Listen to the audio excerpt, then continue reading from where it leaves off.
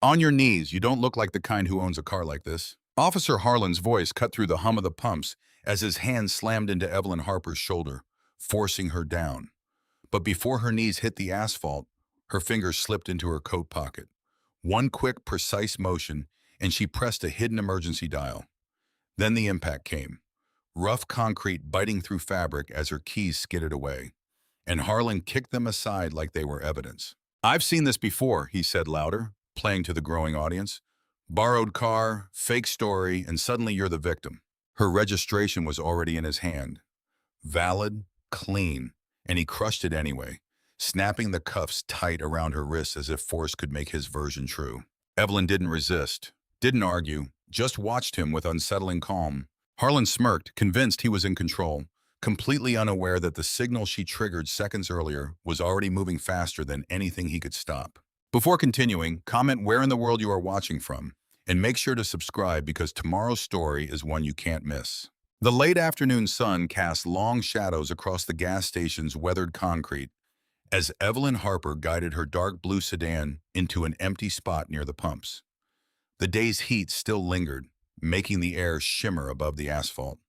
Her fingers drummed briefly on the steering wheel as she noted the few locals scattered around the station, their eyes tracking her movements before she even opened her door. She'd driven this route many times before, usually with Raymond, but today she was making the journey alone before meeting him at the Military Family Scholarship Banquet.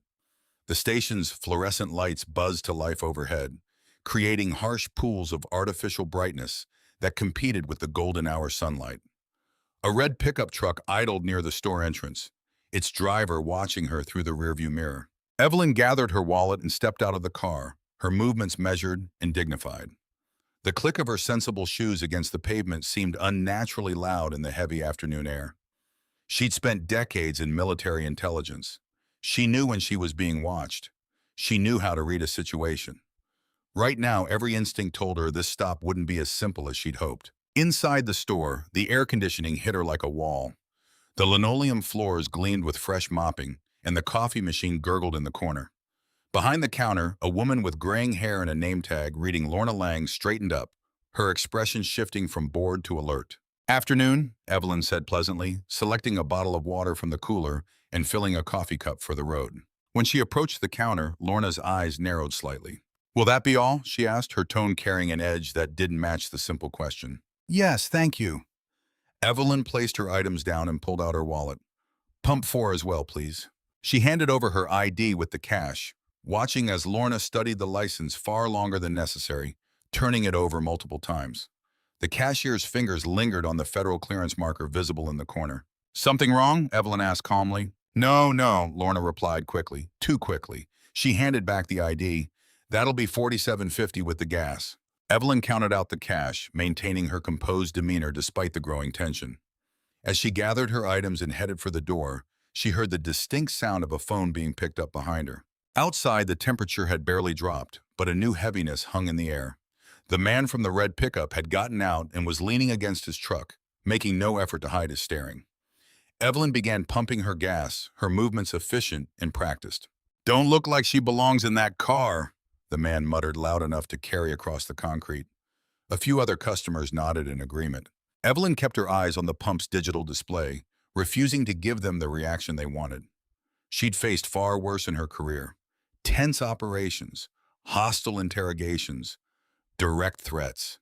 This kind of small-town intimidation was amateur hour in comparison. Still, she noted every detail, every face, every word, habits ingrained from years of intelligence work. The sound of approaching sirens cut through the humid air. 2 patrol cars pulled into the station, lights flashing but sirens cutting off as they parked at angles that effectively boxed in her sedan. Officer Derek Harlan emerged from the first vehicle, his hand already resting on his belt as he approached. His face wore an expression Evelyn had seen countless times before. Someone who'd already made up his mind before hearing a single word. "Ma'am, step away from the vehicle," Harlan called out, his voice carrying that particular tone of authority that expected immediate compliance. "Is there a problem, officer?" Evelyn asked, maintaining her position but keeping her hands visible. "Had a report of suspicious activity," Harlan said, moving closer. "Need to see some ownership papers for this vehicle." "Why are you lingering here?"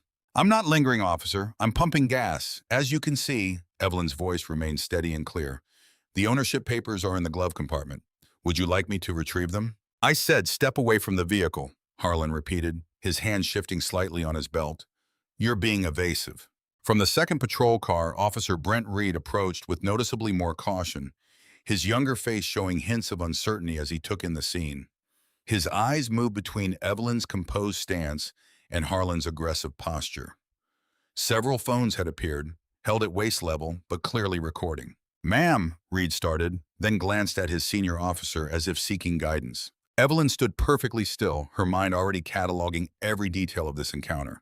Harlan's badge number, the patrol car numbers, the gathering crowd of onlookers with their phones partially hidden, the security cameras mounted on the station's corners. She'd learned long ago that in situations like this, control came not from immediate reaction, but from careful observation and documentation. The gas pump clicked off, the sound sharp in the tense atmosphere. The golden sunlight had shifted to deeper amber, casting long shadows across the scene as Harlan took another step forward, his stance widening as if preparing for resistance that Evelyn hadn't shown. The metal of the gas pump felt cool against Evelyn's palm as she carefully replaced the nozzle. Officer Harlan moved with exaggerated authority, positioning himself between her and the driver's side door of her sedan. His boots scraped against the concrete as he widened his stance, one hand still hovering near his belt. We've had reports of a suspicious vehicle matching this description, Harlan announced, his voice carrying across the parking lot. Care to explain what you're doing in our town? I'm passing through on my way to an event, Officer Harlan, Evelyn replied evenly. What specific law have I broken? Officer Harlan's jaw tightened at her direct question. Behind him, Officer Reed shifted his weight, eyes darting between the growing crowd near the convenience store entrance and Evelyn's calm demeanor. Several phones had appeared, held at waist level but clearly recording. Ma'am, we'll ask the questions here, Harlan snapped. Your attitude isn't helping. I'm simply asking what law I've broken, Evelyn repeated, her voice remaining steady. That's a reasonable question, isn't it? Harlan's face darkened. This kind of defiance, the registration, Reed cut in, his voice notably softer than his partner's. Could you tell us where to find the vehicle registration, ma'am? It's in the glove compartment, Evelyn said, keeping her hands visible at her sides, along with all other relevant documentation. Don't move, Harlan ordered sharply, though Evelyn hadn't shifted an inch. Keep those hands where I can see them. Through the storefront windows, Evelyn could see Lorna Lang watching intently, phone still in hand. The realization crystallized. The call had been made before any legitimate concern could have existed, before she'd done anything but exist in a space they decided wasn't meant for her. Harlan circled the sedan like a predator, making a show of examining every detail. Vehicle matches the description exactly, he declared, though he hadn't specified what description or from where. What description would that be? Evelyn asked. There you go again, questioning authority, Harlan said. Every time you speak, you're demonstrating non-compliance. The evening air had grown heavier, charged with tension. More vehicles had pulled into the station, their occupants emerging with poorly concealed interest in the unfolding scene. Evelyn counted at least several phones recording now, not including whatever footage the station's security cameras were capturing. Harlan yanked open the driver's side door, leaning in to pop the glove compartment. Papers rustled as he pulled out her registration and other documents. His expression shifted slightly as he examined her federal credentials, the official seals and clearance markers, unmistakable even in the fading light. Reed edged closer, peering at the documents. Sir, these appear to match. Could be forged, Harlan cut him off. But there was a new note in his voice, not uncertainty, but something worse. Determination. In fact, this makes the situation more serious. These are high-level credentials. What are you doing with them? Those are my legitimate credentials, Evelyn stated. As you can see from the photos and dates, they're mine. You expect me to believe someone like you has this level of clearance? Harlan's emphasis on someone like you hung in the air, heavy with implication. A murmur went through the crowd. Someone whispered, "She's awful calm for someone with something to hide." Another voice responded, "Or awful calm for someone who knows she's right." Officer, Evelyn said, her voice carrying clearly across the parking lot. I'm going to say this one more time. Those are my legitimate credentials. I've broken no laws. Your suspicions are based on assumptions, not evidence. Harlan's face flushed red. Turn around and place your hands behind your back. On what charge? Impersonating federal personnel, he snapped. Using forged documents, resisting an officer. I haven't resisted anything, Evelyn noted calmly. And those documents are genuine, as any check will confirm. Turn around, Harlan repeated, pulling his handcuffs free. Do it now, or we'll add another charge. Evelyn met his gaze steadily, then turned, keeping her movements slow and deliberate. The crowd had grown silent, phones still recording as the handcuffs clicked into place around her wrists.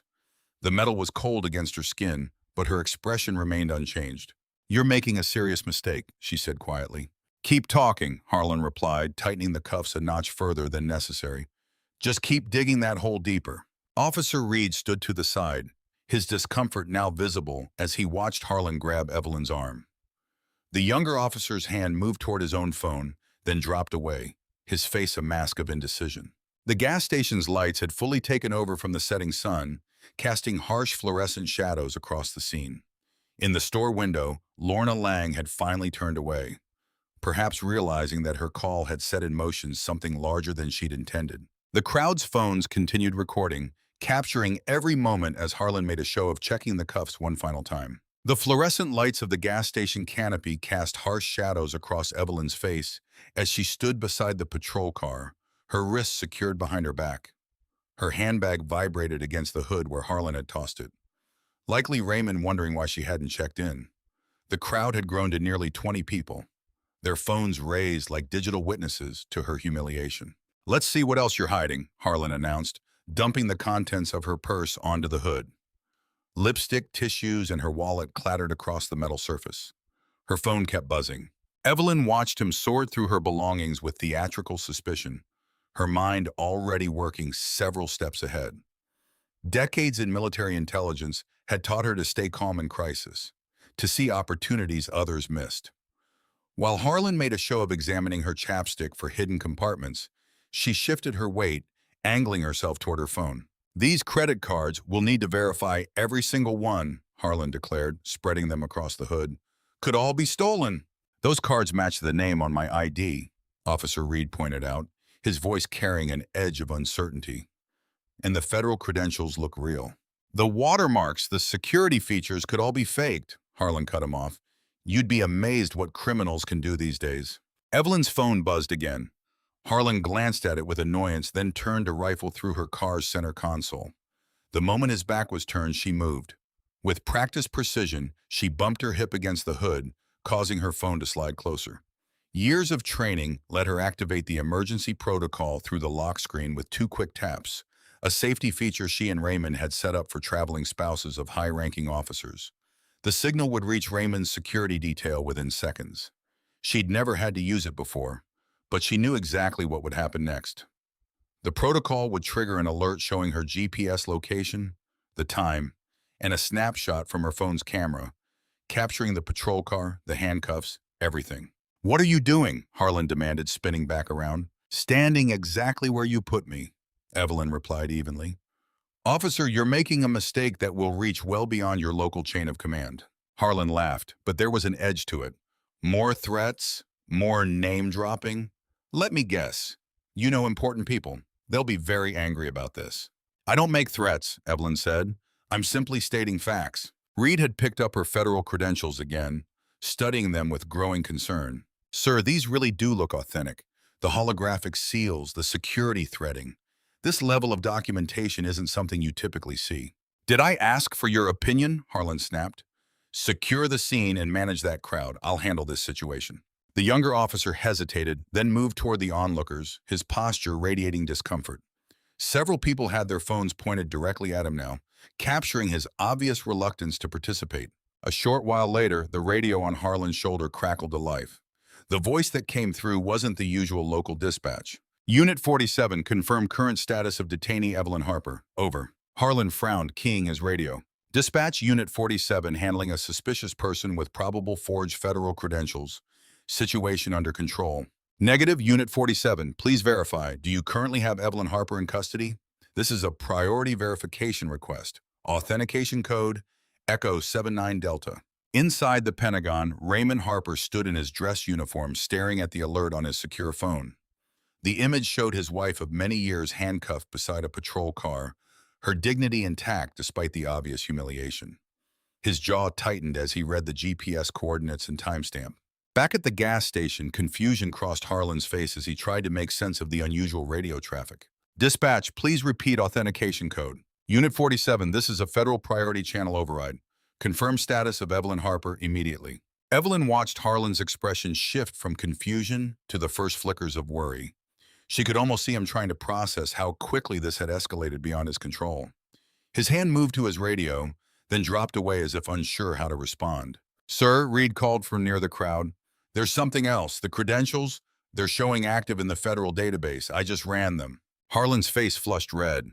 Rather than acknowledge the mounting evidence, he grabbed Evelyn's arm roughly. Get in the car. We'll sort this out at the station. That would be unwise, Evelyn said calmly. Shut up, Harlan snarled, yanking open the rear door. You don't give the orders here. With firm hands, he pushed her into the back seat, not bothering to ensure she could sit comfortably with her hands cuffed behind her.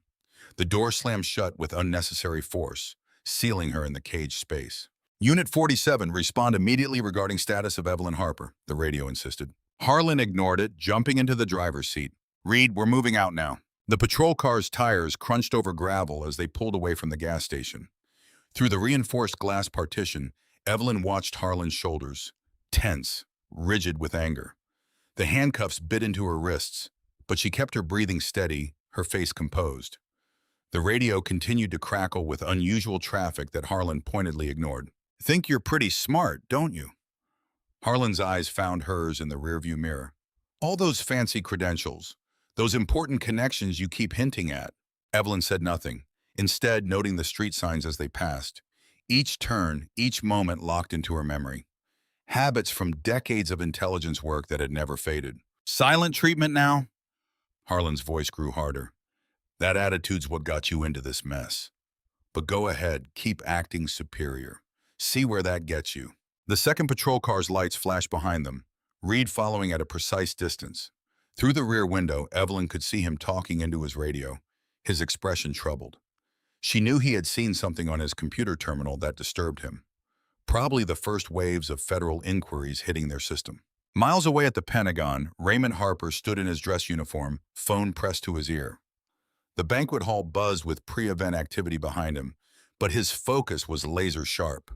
Yes, immediately, he said to the Military Legal Counsel. I want the Inspector General's office notified, and I need civilian oversight contacted. This isn't just about my wife. This is about abuse of power caught on camera. The lawyer's response was quick. Already reaching out to federal liaison, sir. We're getting pushback from local jurisdiction, but then push harder. Raymond's voice was calm, but carried the weight of decades of command authority. They arrested a former intelligence officer with active federal clearance based on nothing but prejudice. Make them understand the gravity of their mistake. Back in the patrol car, Harlan took a sharp turn that sent Evelyn sliding across the seat. Oops, he said, not bothering to hide his satisfaction.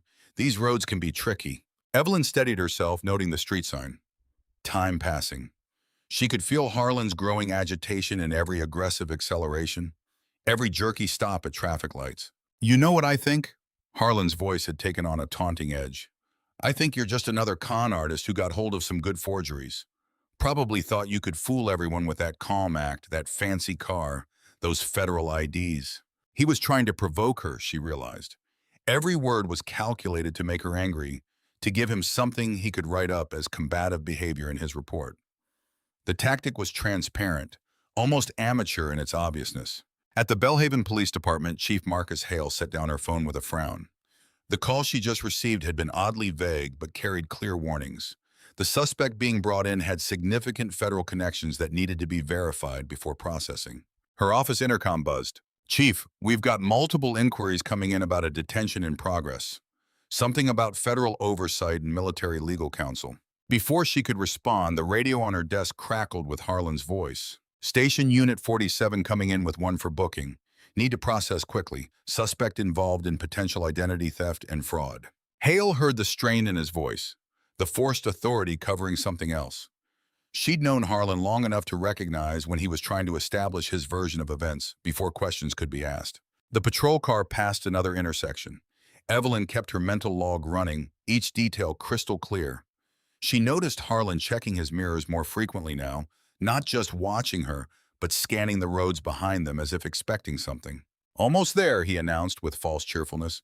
"Then we can have a nice long talk about those fake credentials. Maybe figure out who you really are." But his knuckles were white on the steering wheel. The radio's silence about his ignored verification request was clearly unnerving him. Evelyn could read the signs of a man realizing he'd made a serious error, but choosing to dig deeper rather than admit his mistake. Reed's car stayed close behind, its presence a reminder of the younger officer's witnessed hesitation. Through the gathering dusk, Evelyn could see the police station's lights ahead, harsh fluorescent against the darkening sky. She noted the time again. A short while had passed since leaving the gas station, but she could feel the shift in power dynamics. Harlan wasn't acting from authority anymore. He was acting from fear. The patrol car slowed, turning into the station's lot as the last rays of sunlight faded from the sky. Security lights cast sharp shadows across the pavement, and Evelyn could see several officers standing near the entrance, their postures suggesting they were waiting specifically for this arrival. One held a phone to his ear, gesturing with obvious concern. The fluorescent lights hummed mercilessly as Harlan marched Evelyn through the station's booking area. Officers looked up from their desks, their whispered conversations growing quiet as they caught her name during processing. The institutional smell of cleaning products and stale coffee hung in the air. "Name for the record," the booking officer demanded, not looking up from his computer. "Evelyn Marie Harper," she stated clearly, her voice carrying across the now hushed room. Several heads turned. One officer stopped mid-conversation on his phone, his expression shifting from bored to concerned.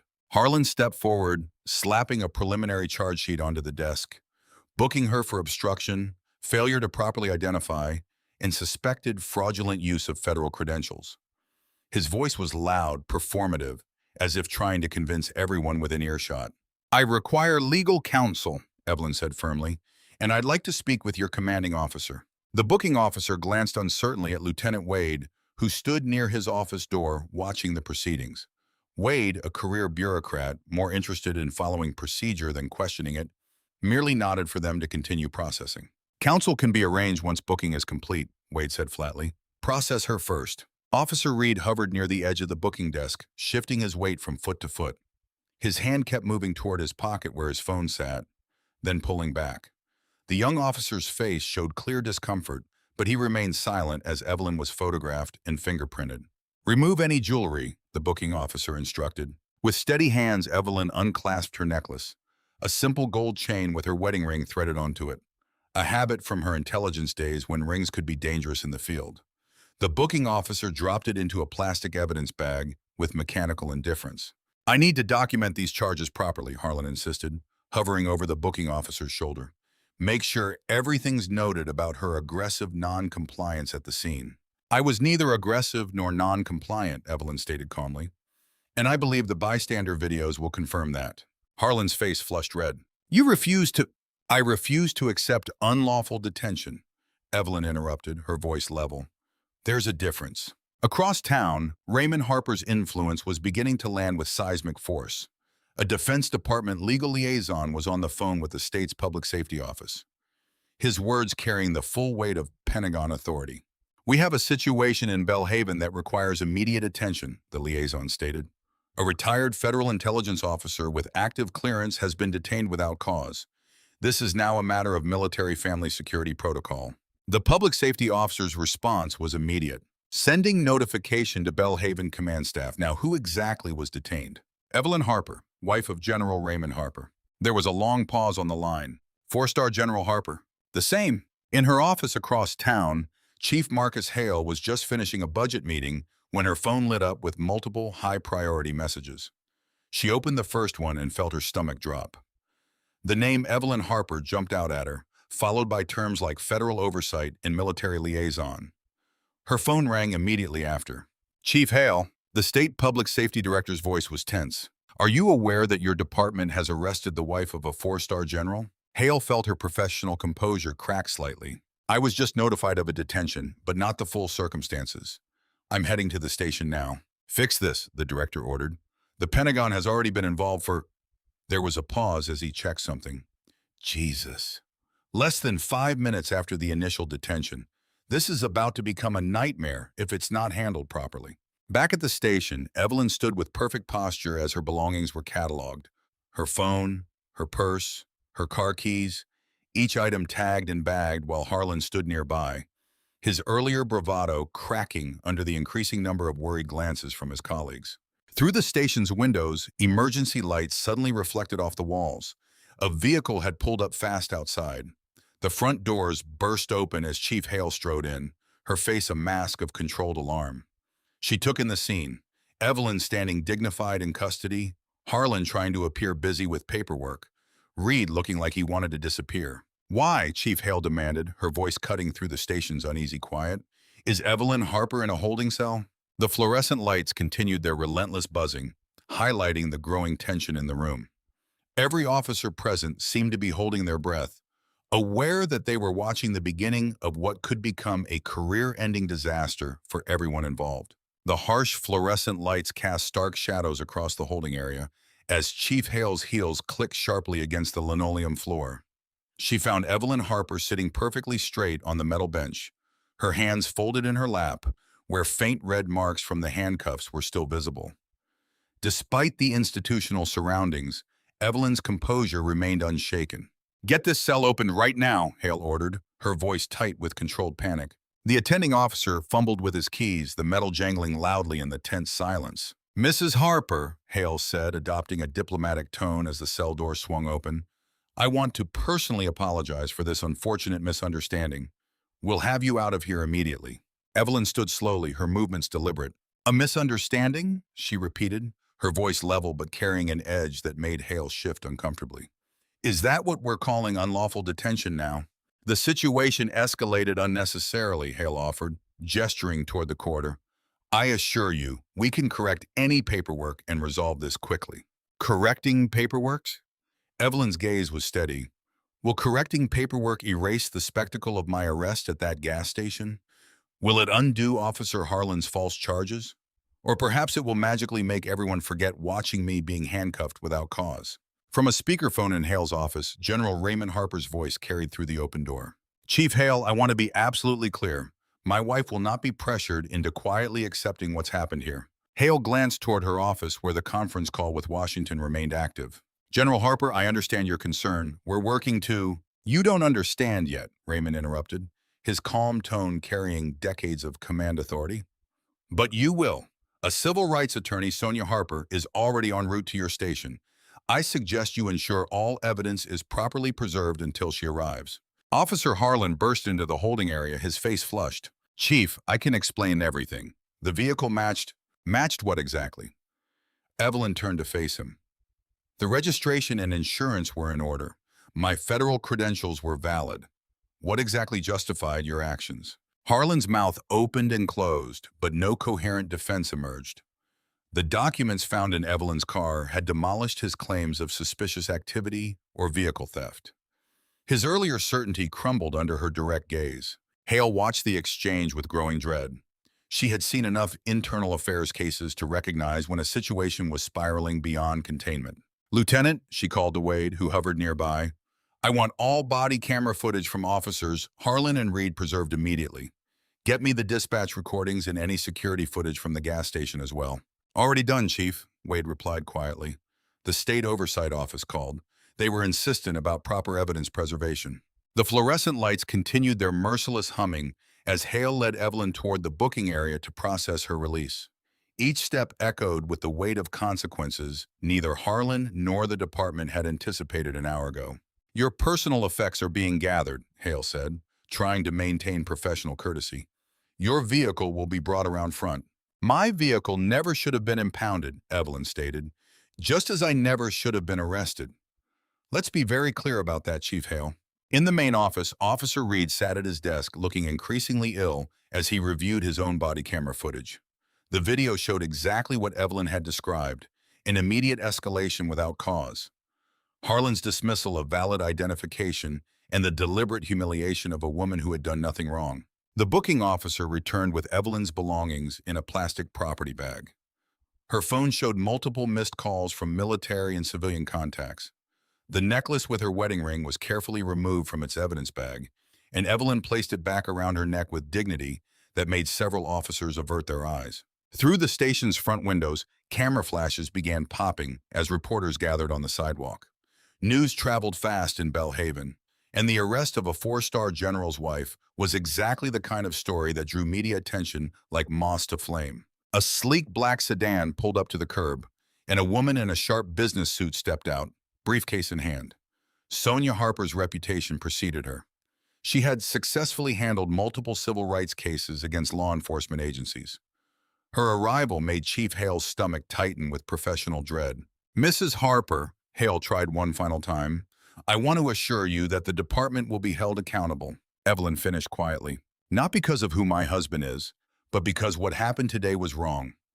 And it happens to people without my connections every day in places just like this." The front doors opened and Sonia Harper strode into the station, her heels clicking against the floor with purpose. The reporters outside pressed closer to the windows, cameras raised as the story they sensed was about to become even bigger than they imagined. The fluorescent lights hummed in the small interview room as Sonia Harper settled her briefcase on the metal table. Through the frosted glass, camera flashes flickered like distant lightning. Evelyn sat with perfect posture, her hands folded neatly on the scratched surface. "Don't let them rush you out of here," Sonia advised, pulling out a legal pad. "Chief Hale wants this wrapped up quickly, but we need to be thorough. Have they given you documentation showing all charges are formally dropped?" "They just processed my release papers," Evelyn replied. "The desk sergeant seemed eager to get me out the door." Sonia's eyes narrowed. "Let me check something." She stepped out briefly and returned with a young clerk who clutched a manila folder. "The charges are currently marked as pending review," the clerk explained, shifting uncomfortably under Sonia's sharp gaze. "Pending review." Sonia's voice could have cut steel. "So they're maintaining the option to pursue charges after the media attention dies down?"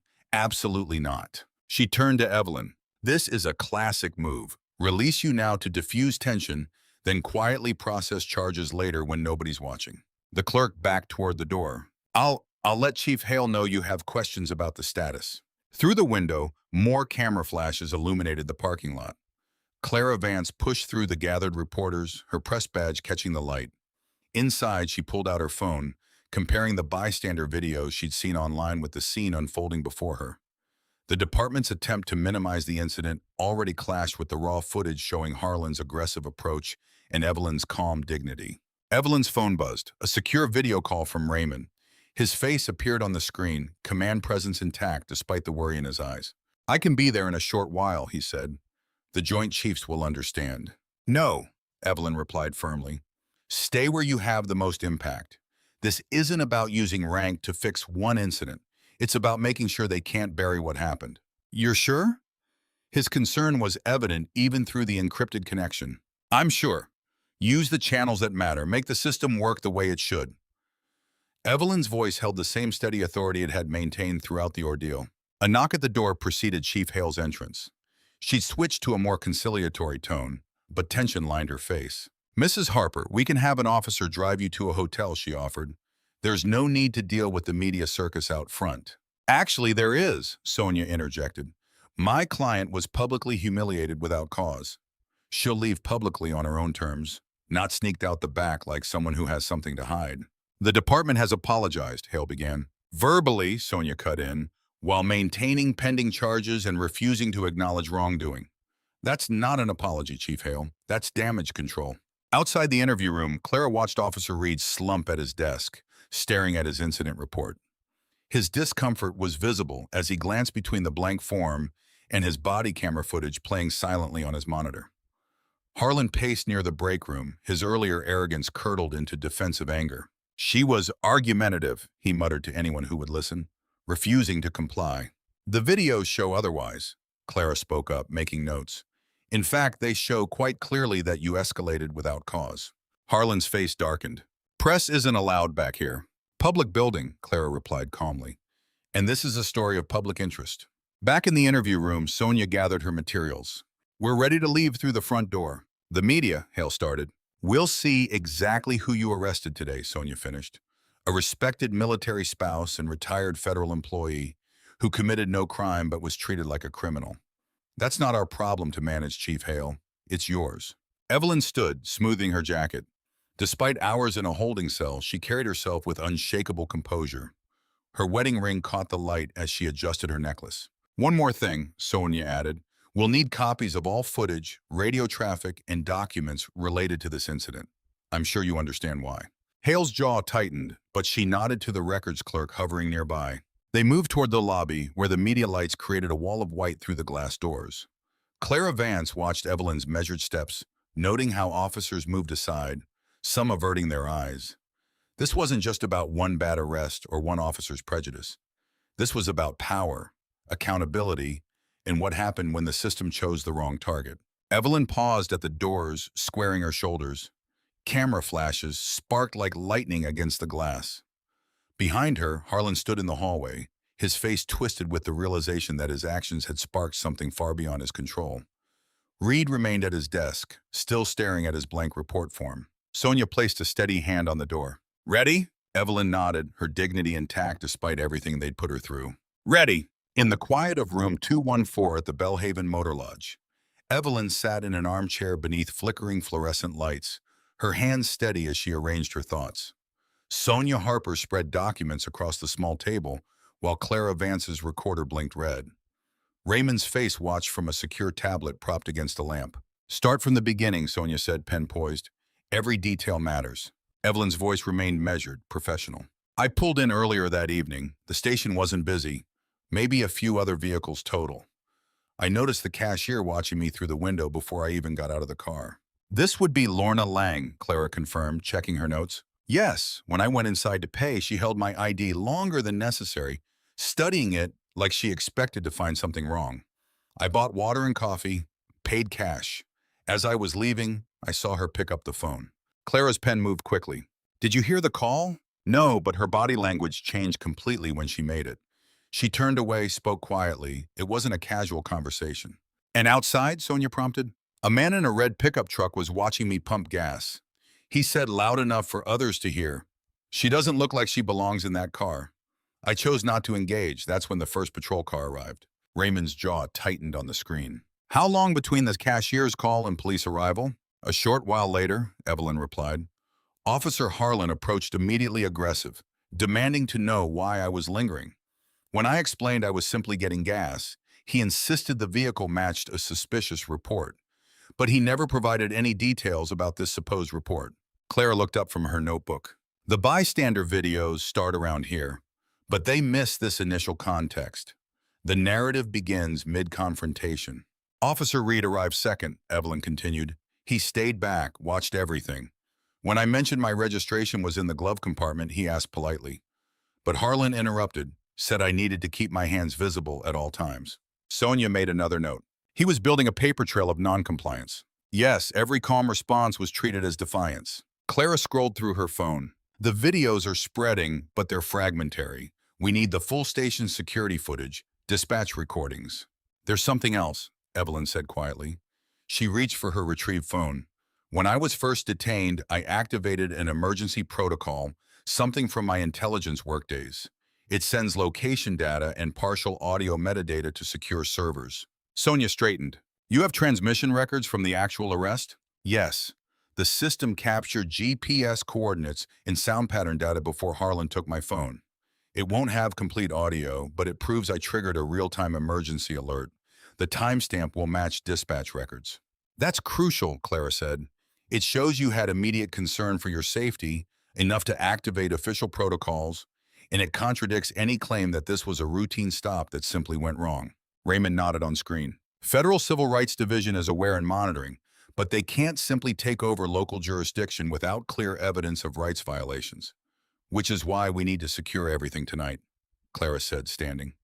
"Witnesses remember details better immediately after events, and footage has a way of developing technical problems when departments have time to review it." Evelyn watched the young journalist gather her things. "Be careful. Harlan won't appreciate you digging."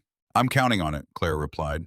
"His reaction to questions will tell its own story." Sonia began organizing files. "We'll need statements from the gas station customers who recorded videos, and we should request Officer Reed's separate account before the department coordinates responses." "He wanted to speak up," Evelyn noted. "I saw it in his face when Harlan escalated. He knew something was wrong." Raymond's voice came through sharp and clear. This isn't over just because they released you. They'll try to minimize everything, make it disappear. Which is exactly why it can't disappear, Evelyn said firmly. This wasn't about me. It was about power and assumptions and what happens when no one speaks up. Clara checked her phone one last time. The gas station closes at midnight. If I leave now, I can catch the night shift workers before they head home. Sonia handed her a card. Call immediately if anyone gives you trouble. And Clara, get everything on record. Every word. The journalist nodded, shouldering her bag. The room felt heavy with purpose as she moved toward the door. Outside, Belhaven's streets were quiet, except for occasional police cruisers making slow passes past the motel. We should review your statement again, Sonia said to Evelyn as Clara left. The timeline needs to be absolutely precise. The clock on the wall ticked past midnight. In the soft lamplight, Evelyn's composure remained unshaken as she prepared to revisit every moment of her humiliation, not for revenge but for accountability. The fluorescent lights of the Belhaven Gas and Go cast harsh shadows across the nearly empty parking lot as Clara pulled in just after midnight. Only two other vehicles remained, a battered maintenance truck and what appeared to be the night clerk's sedan. The neon open sign buzzed faintly, creating an eerie glow against the dark windows. Inside the motel room across town, Evelyn sat at the small desk, methodically reviewing her handwritten account while Sonia cross-referenced times and locations. The scratching of their pens filled the quiet room. Clara pushed through the gas station's glass door, triggering a tired electronic chime. Behind the counter, a young man with sandy hair and a name tag reading Mike looked up from his phone. "We're still open for another hour," he said automatically. "I'm Clara Vance with the Belhaven Herald," she replied, showing her press badge. "I need to speak with Lorna Lang about an incident that occurred here earlier today." Mike shifted uncomfortably. "Lorna left early, said she wasn't feeling good after what happened. Manager let her go home around 8.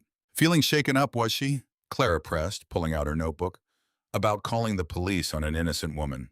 "Look, I just started my shift at 10, Mike said, but his eyes darted away. "I wasn't here for any of that, but you've heard about it." "What exactly did Lorna tell you during shift change?" Mike hesitated. "Just that there was some trouble with a customer, but she seemed really nervous. Kept saying how fast the police showed up after she called, like way faster than normal." Clara's pen moved quickly. "How fast do police usually respond to calls from this location?" "Depends, maybe 15, 20 minutes for something routine. But today," he shook his head, "Lorna said it was like they were waiting around the corner. Couldn't have been more than a short while." Looking up from her notes, Clara spotted the surveillance cameras mounted in the corners. "I'll need to speak with the owner about preserving all security footage from today." "That's Mr. Lang. He's not here this late." Clara was already pulling up the gas station's business listing on her phone. "Then I'll call him at home. This is time-sensitive." Back at the motel, Sonia's laptop screen illuminated her focused expression as she drafted urgent legal notices. "We need to demand immediate preservation of all video evidence, radio traffic, dispatch logs, and booking documentation," she explained to Evelyn. "Once these notices are served, destroying or altering records becomes a separate offense." Evelyn nodded, but her mind kept returning to the crowd at the gas station. "What bothers me most isn't Harlan's behavior. We expect some officers to abuse power, but all those people just watched. No one spoke up." "The bystander effect," Sonia said quietly. "Everyone assumes someone else will intervene." The tablet on the desk lit up with Raymond's incoming call. His face appeared, looking tired but determined. "I've made arrangements to fly in early," he said, "and I've been speaking with Judge Marshall. She's retired from the federal bench but still has connections. She can recommend civil rights attorneys who specialize in cases like this." "Good," Sonia replied. "We'll need strong representation. Local counsel won't be enough for what's coming." Evelyn's phone buzzed with a news alert. She opened it and felt her stomach tighten. They're already spinning their story. The Belhaven Police Department had just issued a statement. Officers responded to reports of suspicious activity at a local business. The subject in question initially refused to comply with lawful commands during a routine investigation. While regrettable, all actions taken by officers were appropriate and in accordance with department policy regarding suspicious vehicle alerts and potential identity fraud. "We are reviewing the incident internally, but maintain that proper procedures were followed." Sonia read over Evelyn's shoulder and swore softly. "They're not even waiting until morning to start the cover-up. They're calling me the subject," Evelyn said, her voice steady but tight, dehumanizing what they did, making it clinical. At the gas station, Clara's persistent calls finally reached Mr. Lang. After explaining the situation and hinting at possible media coverage of evidence destruction, she secured his promise not to overwrite the surveillance footage. The night clerk, Mike, had become more talkative once he realized Clara was investigating the department rather than the gas station. Lorna's not a bad person, he insisted, but she gets nervous around certain customers, calls the cops too quick sometimes. And the officers encourage that? Clara asked. Mike nodded. They tell us better safe than sorry. Report anything suspicious. He paused. But what happened today? That wasn't right. That lady wasn't doing anything wrong. The clock on the wall ticked past 1 in the morning as Evelyn read the police statement again on her phone. Each carefully crafted line twisted reality, transformed her dignity into defiance, her composure into noncompliance. They had taken her humiliation and reframed it as justified procedure. So that's how they want to play this, she said quietly. Raymond's voice came through the tablet, firm with conviction. Then we'll show them exactly who they chose to target. The motel room door opened softly early the next morning as Raymond Harper entered, still in his formal military attire, from the previous evening's interrupted banquet.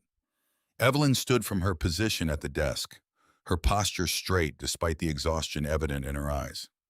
The couple shared a quiet moment, exchanging a look that carried many years of shared strength. You didn't have to come, Evelyn said, though her hand reached for his. Yes, I did, Raymond replied simply, his calm presence filling the room without dominating it. He studied her face, noting the marks on her wrist from the handcuffs, but followed her lead in maintaining composure. Sonia looked up from her laptop, giving them a moment before speaking. General Harper, we need to move quickly this morning. Bellhaven PD is already working to control the narrative. I'm aware, Raymond nodded, setting his briefcase down. And please call me Raymond. We're all on equal footing here. He turned to Evelyn. This is your fight. Tell me how I can support you. Evelyn gestured to the papers spread across the room. We've been mapping out our immediate priorities. The gas station footage is critical. We need to secure it before anyone can suggest technical difficulties with those cameras too. I've drafted preservation letters, Sonia added, holding up a stack of documents. We need to serve them immediately, not just to the station, but to dispatch, the department, and any business with security cameras in line of sight. The door opened again as Clara entered, carrying fresh coffee and a determined expression. I've got something, she announced, setting the drinks down. 2 witnesses are ready to go on record, including Marcus Weber, a truck driver who was filling up at the far pump. What did he capture? Sonia asked, immediately alert. Video and audio from before Harlan even approached Evelyn, Clara explained, pulling up the clip on her phone. Weber was suspicious of how the officers arrived so quickly, so he started recording early. You can hear Harlan's tone from the start. Aggressive, accusatory. There's no evidence of resistance because there wasn't any. Evelyn watched the small screen, her expression tightening as she relived the moment. Raymond placed a steady hand on her shoulder, but remained silent, letting her process the footage on her own terms. This directly contradicts their statement about your behavior, Sonia noted, already making notes. Willing to sign an affidavit? Clara nodded. He's a regular long-haul driver. No criminal record, no agenda, just a citizen who recognized injustice when he saw it. He's waiting at the truck stop down the road, ready to make a formal statement. We need to move now, Evelyn decided, gathering her belongings. The gas station opens for morning rush in less than an hour. Once the day starts flowing, it'll be harder to access their systems without interruption. The group moved with purpose, taking 2 cars to maintain mobility. Raymond drove Evelyn while Sonia and Clara followed, all arriving at the Bellhaven Gas and Go just as the manager, Mike Lang, was unlocking the front doors. Mr. Lang, Sonia called out, approaching with her credentials ready. I'm Sonia Harper, legal counsel for Mrs. Harper. We spoke by phone earlier about preserving your security footage. Lang glanced nervously between the group and the empty street. Look, I don't want any trouble. There won't be any trouble, Raymond assured him, his presence professional rather than intimidating. We're simply here to secure evidence before it can be lost or altered. The preservation letter protects you legally, Sonia explained, handing him the document. It shows you complied with proper procedure. Lang read the letter quickly, then nodded. The system's in my office. It keeps several days of footage before overwriting. He led them inside past the counter where Lorna Lang had made her suspicious call the previous evening. The security setup was basic but functional. 4 exterior cameras and 2 interior, all recording continuously. Lang pulled up the previous day's timeline, and the group watched as Evelyn's sedan appeared on screen. The footage was telling. From the moment she pulled in, every movement was calm and deliberate. She paid for her gas, made her small purchases, and returned to her car without incident. The interior camera caught Lorna Lang's furtive phone call, and the exterior views showed the rapid arrival of patrol cars that followed. Most importantly, the cameras captured the entire interaction with crystal clarity. Evelyn's composed responses, Harlan's aggressive stance, the unnecessary escalation to handcuffs. There was no resistance, no suspicious behavior, nothing to justify the force used or the charges filed. Sonia began the process of properly downloading and documenting the video files, while Clara took detailed notes about camera angles and timestamps. Evelyn watched the scene unfold again on the monitor, her dignity intact even as she relived the humiliation. The final frame showed Officer Harlan taking physical control of a situation that had never required force. His hand on Evelyn's arm, his posture rigid with unearned authority, his expression showing satisfaction rather than concern for public safety. Sonia began the process of properly downloading and documenting the video files, while Clara took detailed notes about camera angles and timestamps. Evelyn watched the scene unfold again on the monitor, her dignity intact even as she relived the humiliation. The final frame showed Officer Harlan taking physical control of a situation that had never required force. His hand on Evelyn's arm, his posture rigid with unearned authority, his expression showing satisfaction rather than concern for public safety. The county administration building loomed stark against the morning sky as Evelyn, Raymond, Sonia, and Clara made their way through security. The conference room on the upper floor already held a mix of tense energy and starched professionalism. Two state investigators sat reviewing preliminary reports while Chief Marcus Hale stood by the window, her blazer perfectly pressed, her expression carefully neutral. "Mrs. Harper," Hale said, stepping forward with an extended hand, "I want to personally express my regret for any inconvenience." "Let's save the apologies for after we review the evidence," Sonia interrupted, setting up her laptop. The state investigators, Martinez and Reed, straightened in their chairs. Hale took her seat, smoothing her jacket. "Of course. We're here to establish the full context of yesterday's incident. Officer Harlan was responding to what he believed was a credible vehicle theft concern." "That's not supported by the evidence," Sonia said, turning her screen to face the room. "We have complete footage from the gas station, starting with Mrs. Harper's arrival." The video played in silence. Evelyn's calm transaction inside, the cashier's furtive call, the rapid arrival of patrol cars that suggested prejudgment rather than investigation. "As you can see," Sonia continued, "there was no suspicious behavior to justify the initial approach. Mrs. Harper provided her registration when asked. The vehicle was properly registered in her name." Reed made notes while Martinez studied the footage. "Chief Hale, when exactly was the vehicle theft alert issued?" Hale shifted slightly. "We're still confirming the exact timeline of the dispatch log because we have no record of any such alert in the system prior to Mrs. Harper's arrival at the gas station," Reed said. "The first mention appears after Officer Harlan was already on scene." The room temperature seemed to drop a few degrees. Hale maintained her professional demeanor, but her fingers tightened around her pen. "Officers sometimes receive verbal notifications that may not immediately appear in the system. That's not department protocol," Martinez noted. A knock at the door interrupted them. A junior officer stepped in, speaking quietly to Hale. She nodded, looking troubled.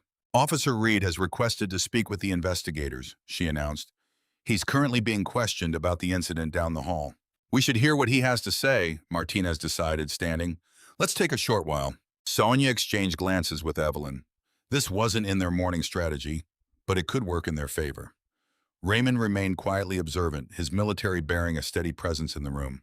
When Martinez and Reed returned, their expressions had shifted. The professional distance had been replaced by focused intensity. "Chief Hale," Martinez said, "Officer Reed has provided some concerning information about yesterday's arrest procedures." Hale sat straighter. "Officer Reed is a junior officer who may not have fully understood.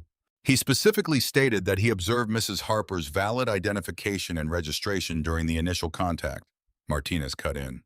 "He confirms you dismissed valid federal credentials and ordered him to maintain the vehicle theft narrative despite contrary evidence. That suggests deliberate falsification of probable cause." Clara, who had been taking careful notes, looked up sharply. Her phone buzzed with incoming messages about the department's earlier statement. The online response was already turning against Bellhaven's version of events. "Chief Hale," Sonia said, Your department issued a statement claiming Mrs. Harper resisted lawful commands. We now have multiple video angles showing that never happened. We have an officer admitting to being pressured to support a false narrative. And we have clear evidence that proper procedure was ignored from the moment your officers arrived on scene. Hale glanced at her department's legal counsel, who looked increasingly uncomfortable. We take these concerns very seriously, she began, but her usual polish was cracking. This goes well beyond procedural errors, Martinez interrupted. We're looking at potential civil rights violations, falsification of official reports, and unlawful detention based on apparent bias. The morning sun had climbed higher, casting harsh light through the windows. Evelyn sat composed, her presence a silent rebuke to every attempt to minimize what had been done to her. I think we need to expand this investigation, Reed announced, closing his notebook. Chief Hale will need complete access to your department's records, including any communications from yesterday. And Officer Harlan's personnel file, Martinez added. Clara's phone buzzed again. The video clips were spreading online along with witness statements that contradicted the department's official position. Bellhaven's attempt to control the narrative was unraveling by the hour. We'll break for lunch, Reed said, checking his watch. When we reconvene, we need to discuss proper preservation of evidence and witness statements. As the room began to clear, Sonia's phone lit up with an incoming message. She read it quickly, then turned to Evelyn and Raymond. The Federal Civil Rights Division is sending attorneys, she said quietly. They'll be here by this afternoon. Clara's fingers flew across her keyboard in the fluorescent-lit newsroom of the Bellhaven Herald. 3 monitors surrounded her, one displaying the gas station security footage, another showing witness videos, and the third with her draft article. The afternoon sun filtered through dusty Venetian blinds as she cross-referenced every detail. The footage needs to be unimpeachable, she muttered, replaying the critical moments. The security camera had captured Evelyn's initial transaction, her composed demeanor, and the cashier's suspicious glances. Clara noted the moment, a short while after arrival. Less than a short while later, patrol cars appeared. Her phone buzzed with a text from Sonia. Green light on footage release. State investigators have secured originals. 2 desks over, her editor, Thomas, leaned back in his chair. You better be damn sure about every word, Clara. This isn't just local anymore. That's why I'm triple-checking everything, she replied, not looking up. She had arranged the evidence chronologically. Gas station arrival, suspicious call, police response, escalation, and arrest. Each point was documented with either video evidence or witness statements. In a nearby office building, Evelyn and Raymond sat with Sonia reviewing printed copies of Clara's draft. Sonia highlighted sections that aligned with their legal strategy while explaining which details needed to wait. The timeline is crucial, Sonia said, circling a paragraph. It shows how quickly they escalated without cause, but we hold back the specifics of your emergency alert system for now. That's part of our broader case. Evelyn nodded, studying the draft. The facts speak for themselves. No need for dramatic language. Raymond's phone lit up with updates from the Pentagon's legal office. Federal attorneys were already reviewing jurisdiction questions and civil rights implications. But the immediate focus remained on Clara's story, the first comprehensive public account of what happened. At the police station, state investigators Martinez and Reed methodically collected records. They found dispatch logs, radio communications, and internal emails from the previous day. The department's IT specialist watched nervously as they copied server data. All communications regarding Mrs. Harper's arrest need to be preserved, Martinez instructed. Any deletion or alteration of records will have serious consequences. Chief Hale paced in her office, phone pressed to her ear. The mayor wanted updates. The county commissioner was asking questions. The department's statement from the previous night looked increasingly foolish as more evidence emerged. We're preparing a revised statement, she assured them. Our officers were working under difficult circumstances with limited information. But even as she spoke, Clara was embedding the bystander's video into her article. The clip's audio captured Harlan's tone clearly. Step away from the vehicle now. You better start explaining what you're doing here. Evelyn's measured response. I've shown you my registration and ID. What law have I broken? Harlan, don't get smart with me. People passing through don't drive cars like this. Clara typed rapidly, letting the exchange speak for itself. She included Reed's presence in the background, his visible hesitation when the documents proved legitimate. The security footage showed the growing crowd of witnesses, phones raised to record the injustice unfolding. By mid-afternoon, Clara sent the final draft for editorial review. By late afternoon, the story was live on the Herald's website with the headline, "Video Evidence Contradicts Police Account of Harper's Arrest." The article spread quickly. National news outlets picked it up within minutes. Social media exploded with clips showing Evelyn's dignity contrasted against Harlan's aggression. Comment sections filled with outrage as readers saw the moment Harlan dismissed valid federal credentials. In the temporary legal office, Sonia's phone began ringing constantly. Other civil rights attorneys wanted to consult. More witnesses came forward. The truck driver who filmed the crucial audio agreed to a formal statement. "The public response is overwhelming," Sonia told Evelyn and Raymond. "Bellhaven can't contain this anymore." At City Hall, officials huddled in emergency meetings. The mayor's office drafted statements distancing themselves from Harlan's actions. HR began reviewing his personnel file, finding previous complaints that suddenly seemed more significant. Chief Hale watched her careful defenses crumble. The uncertain circumstances excuse fell flat against video, showing a calm woman being handcuffed for buying gas. The department's credibility eroded with each social media share. By late afternoon, Bellhaven's city attorney advised Hale that Harlan had become a liability. His continued administrative leave with pay was drawing criticism. The department needed to act.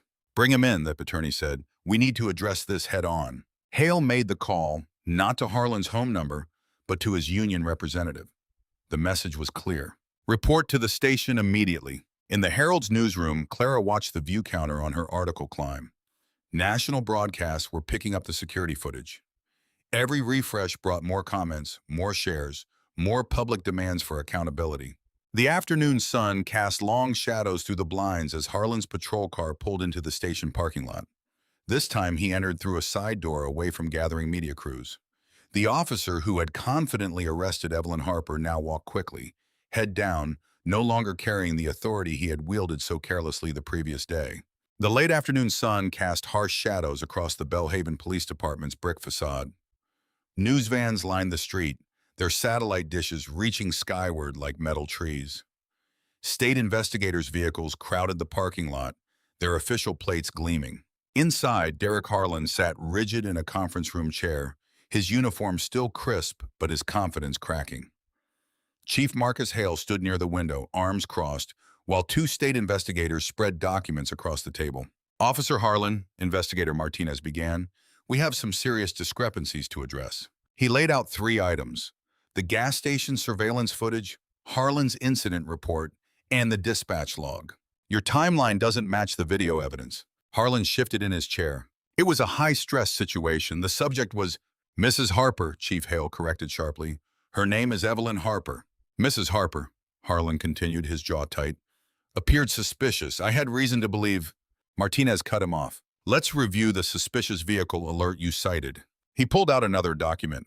"We've checked every database. There was no matching alert in the system at the time of the stop." Sweat beaded on Harlan's forehead. The room felt smaller by the minute. Through the window, he could see more media arriving, more cameras setting up. "Officer Reed has provided a statement," Investigator Reed added, sliding a transcript forward.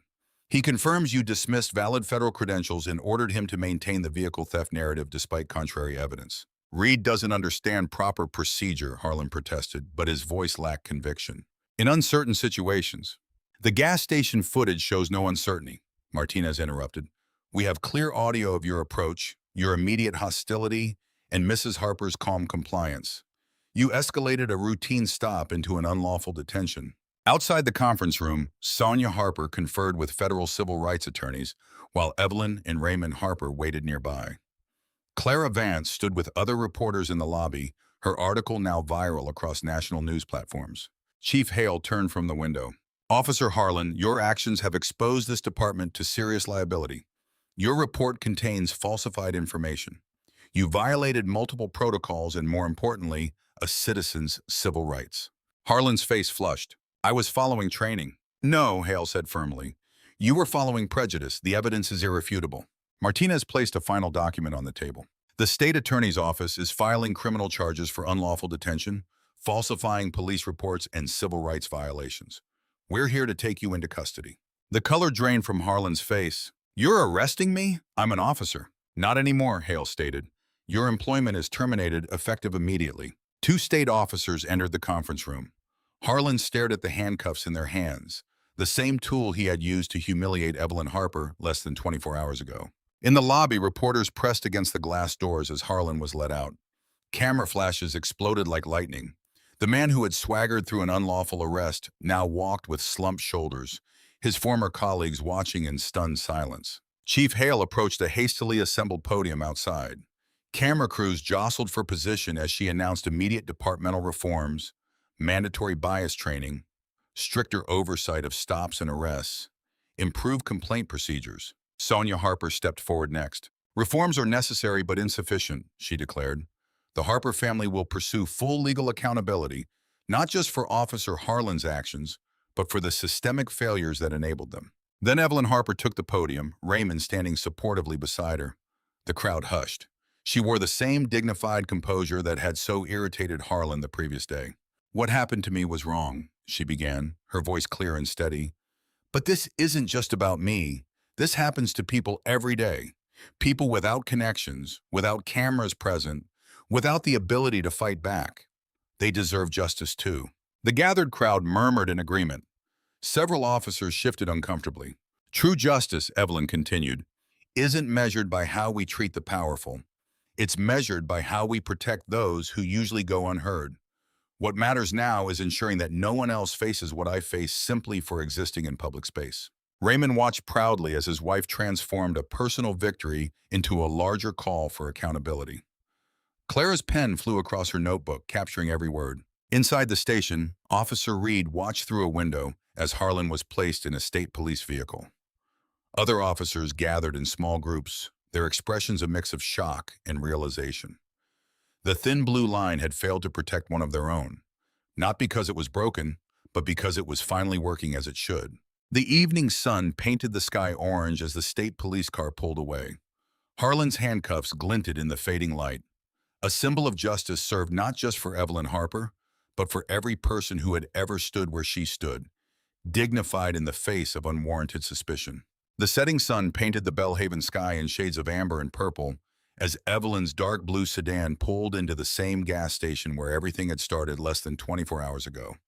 The fluorescent lights buzzed overhead, casting their harsh glow across the concrete, just as they had the previous evening. But now the atmosphere carried a different weight. Raymond sat quietly in the passenger seat, letting Evelyn control this moment. She parked near Pump 3, the exact spot where Harlan had first approached her. The evening air felt cooler now, or perhaps it was just the absence of yesterday's tension. "Are you sure about this?" Raymond asked softly, his military bearing softened by concern for his wife. Evelyn nodded, her composure unwavering. "I need to do this, not for them, for me." The store's glass front reflected the sunset's glow as Evelyn stepped out of the car. A young man behind the counter glanced up and quickly looked away, obviously briefed about yesterday's events. Two customers browsing the snack aisle fell silent as she entered, their discomfort palpable. The station owner, Mike Lang, emerged from his office, his face flushed with anxiety. He was a tall man with graying hair who seemed to have aged years since yesterday. "Mrs. Harper," he stammered, "I want to personally apologize for—" Evelyn raised her hand, stopping him mid-sentence. "I'm here to buy water, Mr. Lang. Nothing more." Her voice was neither harsh nor forgiving, simply matter of fact. She wouldn't absolve them of responsibility just to make them feel better. The security cameras that had captured yesterday's injustice still blinked their red lights overhead. New signs near the register announced updated policies about customer service and non-discrimination. Lang had clearly been busy trying to protect himself from liability. "Lorna won't be working here anymore," Lang offered awkwardly as Evelyn selected a bottle of water from the cooler. "We're implementing new training." "Because you were exposed," Evelyn stated calmly, placing her water on the counter. "Not because it was right." The owner fell silent, understanding the truth in her words. The security footage that his cameras had captured would be crucial evidence in the civil case Sonia was building. Clara's news story was still spreading across the country, forcing other departments to examine their own practices. Reed's testimony had opened cracks in Belhaven's blue wall of silence. Harlan's arrest had shown that badges didn't guarantee immunity from consequences. Evelyn took her time walking back to the car, her heels clicking against the concrete. She paused by Pump 3, looking at the spot where she'd stood in handcuffs. The humiliation of that moment hadn't broken her. It had revealed the strength she'd always carried. Through the store windows, she could see Lang still hovering anxiously, probably worried about more legal consequences. He'd learned an expensive lesson about allowing prejudice to guide his business practices. The security footage that his cameras had captured would be crucial evidence in the civil case Sonia was building. Evelyn opened her car door and slid behind the wheel, placing the unopened water bottle in the cup holder. The same water bottle that had been part of her original purchase yesterday. A simple errand that had turned into a catalyst for change. "Ready?" Raymond asked, reaching over to squeeze her hand. Evelyn looked once more at the gas station. The lights, the pumps, the glass doors, all so ordinary and yet forever changed. She hadn't asked for this fight, but she had won it decisively. Not through anger or vengeance, but through dignity and determination. "Yes," she replied, starting the engine. "I'm ready." The sedan pulled away from pump 3 as the sun dipped below the horizon. In her rearview mirror, Evelyn could see the gas station growing smaller. Not because she was running from it, but because she had already done what needed to be done. She had stood her ground, demanded justice, and forced a system to answer for its failures. Raymond adjusted his uniform collar, a small smile playing at his lips. "You know, the Pentagon might have responded in a short while, but you were the one who really handled this." "Sometimes," Evelyn said, guiding the car onto the main road, "justice needs witnesses, but it always needs someone willing to stand up and demand it." The gas station's lights faded into the gathering dusk behind them. Ahead, the highway stretched toward home, carrying them away from a place that would remember the night it learned that power didn't always work in predictable directions. If you enjoyed the story, leave a like to support my channel and subscribe so that you do not miss out on the next one. On the screen, I have picked 2 special stories just for you. Have a wonderful day.